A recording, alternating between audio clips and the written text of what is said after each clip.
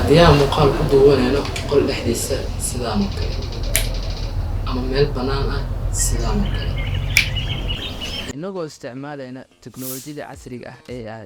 ayaan muuqaalkeena intuu socdo waxaan kugu tusi doonaa qaabka aad codkaada sida sabaxanka u lahaa aad ugu dhigi lahayd cod nadiif ah loo malayn doono inaad ku dugtay studio dhexdiis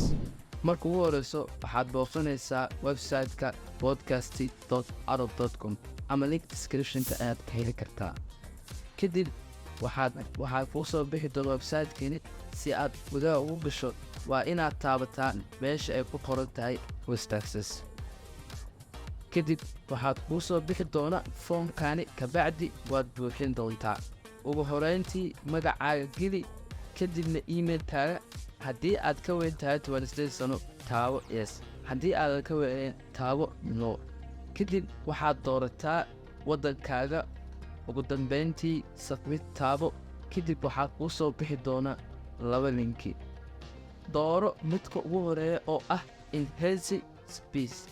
hadda ayaan soo galnay meeshii aan codkeena buuxsan lahayn geeska midab waxaa inooga muuqda halka ay ku qoran tahay abuse waana meesha aynu soo gelin doono codkeena kadibna waxaad ku dhufataa abuse oo dooro halka ugu yaalo codkaaga kabacdi waxyar ayuu wareegsan doonaa waa kanaa codkeena kusoo dhawaada Afrax Creator Test kadibna waxaad ku dhufanaysaa buttonka enhance speech oo codkaaga wuxuu noqday cod nadiif ah sidoo kusoo dhawaada Afrax Creator Test